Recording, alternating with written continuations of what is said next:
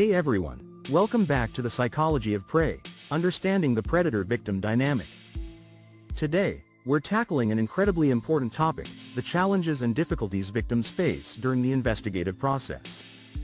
When a crime occurs, the path to justice isn't straightforward, and for many victims, it can be overwhelming, frustrating, and even re-traumatizing.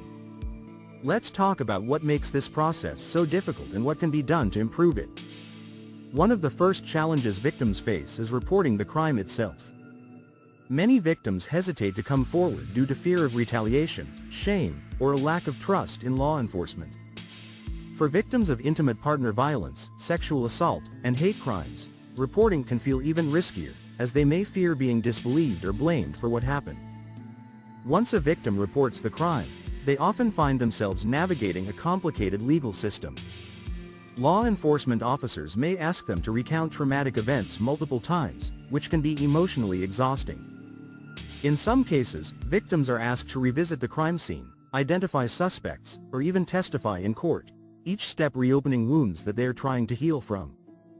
Another major challenge is preserving evidence. Victims may not know what is important in an investigation, leading to lost or contaminated evidence. Simple actions like changing clothes, cleaning up, or delaying medical attention can unintentionally affect the case. Law enforcement and victim advocates must ensure victims understand how to preserve evidence while prioritizing their own well-being. And then there's the issue of delayed or incomplete investigations. Many victims assume that once they report a crime, justice will follow swiftly. However, investigations can take months or even years, and in some cases, they don't lead to an arrest at all.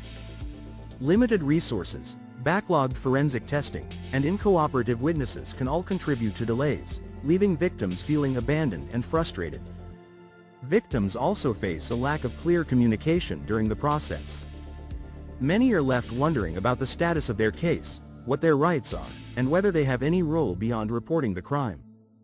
Without regular updates from law enforcement or legal representatives, victims can feel excluded from their own case, deepening their frustration and anxiety.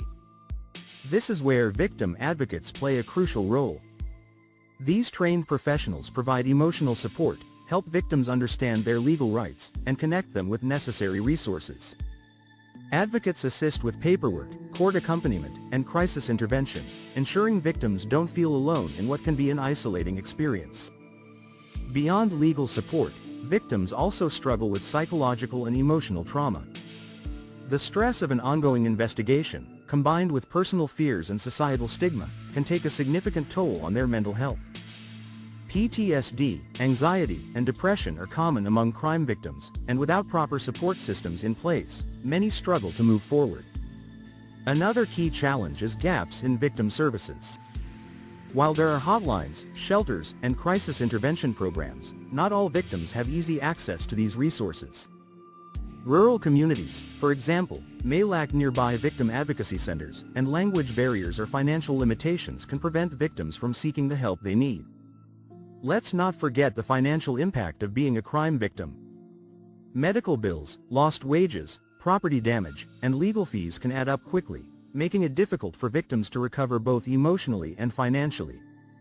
Compensation programs exist in some places, but they're not always well known or easy to access, adding another layer of difficulty to the process. So, what can be done? First, law enforcement must improve their communication with victims, providing them with regular updates, clear explanations of the process, and a sense of involvement in their own case. Second, victim advocacy services need greater funding and accessibility so that every victim, regardless of their location or background, can receive the support they need. Third, education on victim rights should be widely available, ensuring that victims know what to expect and how to protect themselves legally, emotionally, and financially. Now, I want to hear from you. What do you think is the biggest challenge victims face during the investigative process? Drop your thoughts in the comments below.